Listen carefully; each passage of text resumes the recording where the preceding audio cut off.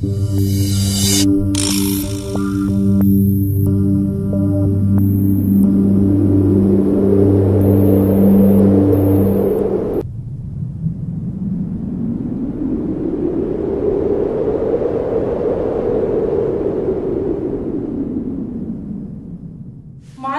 एक ऐसा व्यापक विषय है जो पूरी दुनिया में जो हमारा सबसे पहला जीने का अधिकार है, इस सवाल पे हमें वो लड़ना सिखाता है।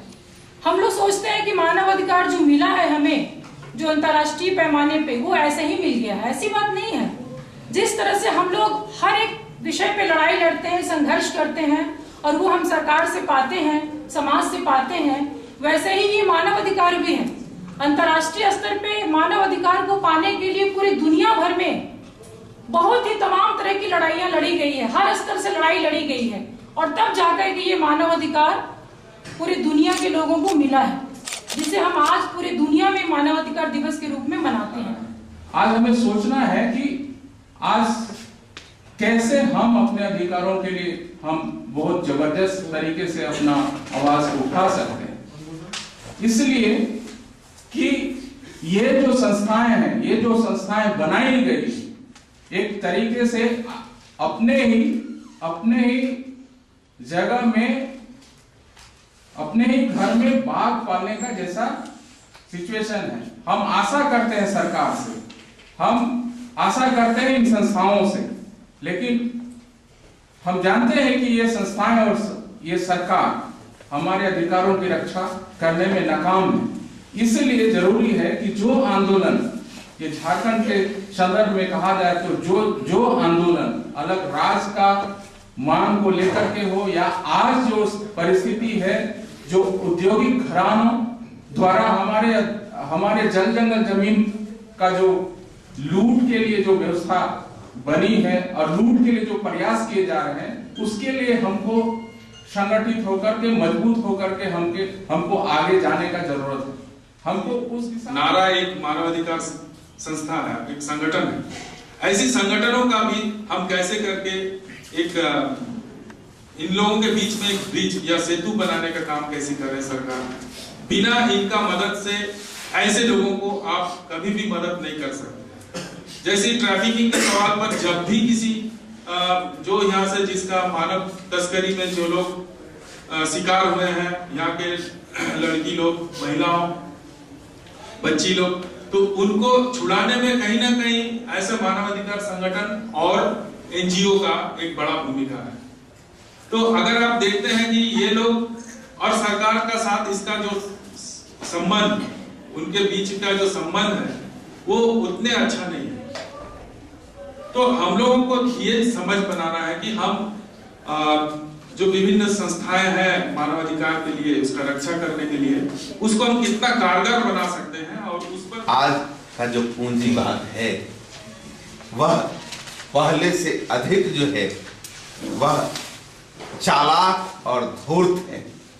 उसकी धूर्तता का हद यह है कि इसको यहाँ अगर चर्चा करने लगा जाए तो उसके लिए कई सत्रों की जरूरत होगी, और इसे समझे बगैर हम अपने समाज को भी सुरक्षित नहीं रख सकते।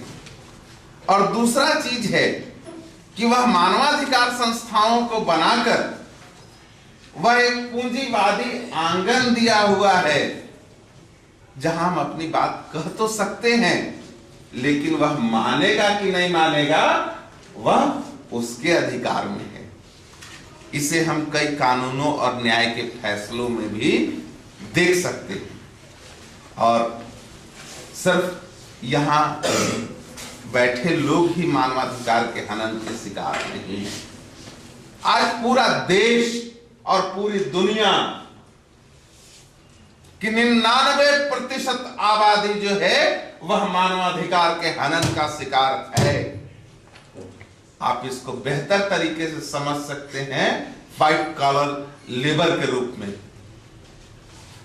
आप देखिए कि व्हाइट कॉलर मजदूर जो है आज इतना मानसिक तौर से उसको कुंद कर दिया गया है कि जो शिकागो के मजदूर आंदोलन से निकले, 8 घंटा काम, 8 घंटा आराम और 8 घंटा मनोरंजन का जो अधिकार था उसको खुद ब खुद वह समाप्त कर रहा है।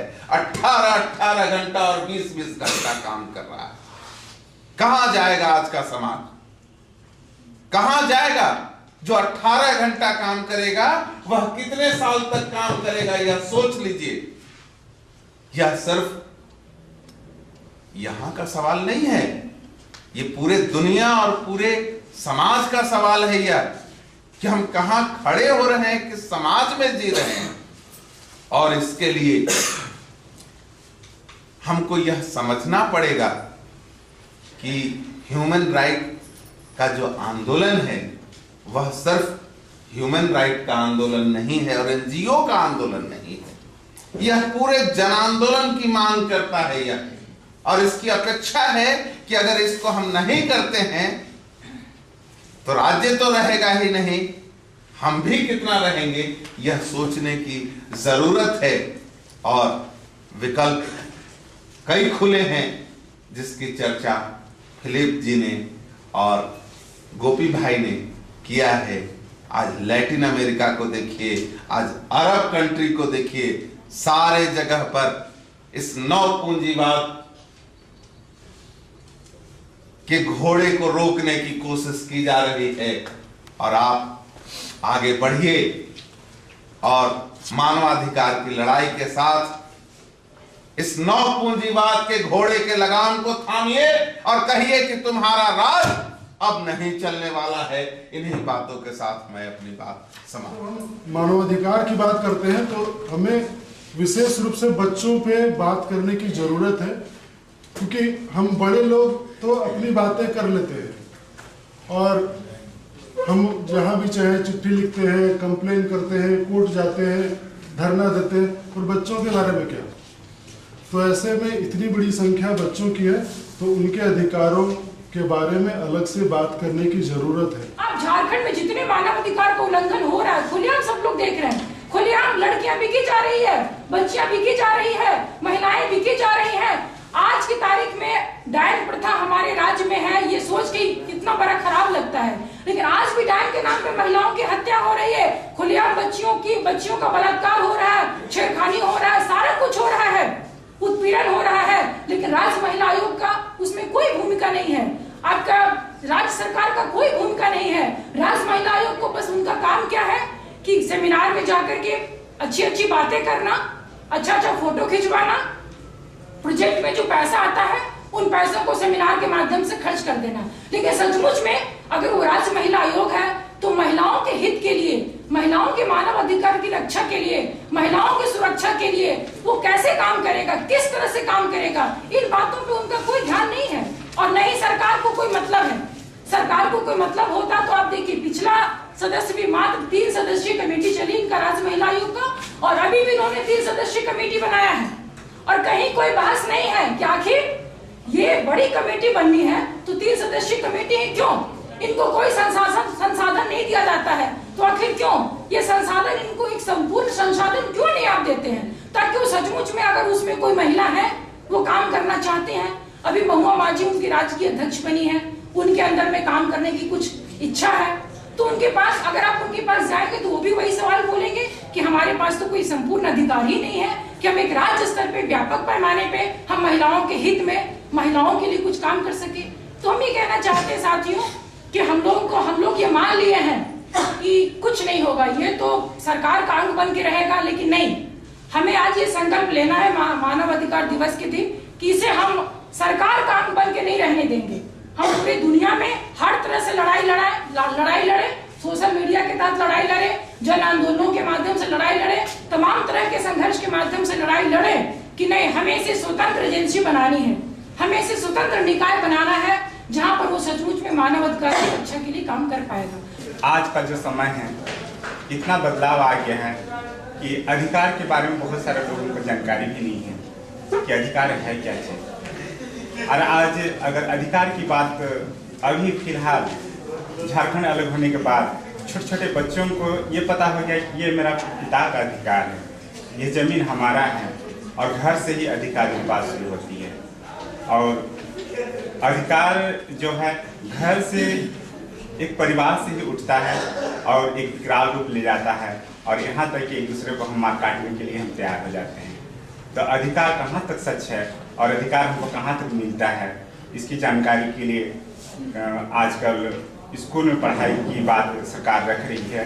तो कितना दूर तक जाएगी ये नहीं कर पाएंगे, क्योंकि 13 साल में केवल सरकार बदलते जाती है, राजनीतिक बदल जाती है, लेकिन गांव की दिशा और दशा वही रह जाता है।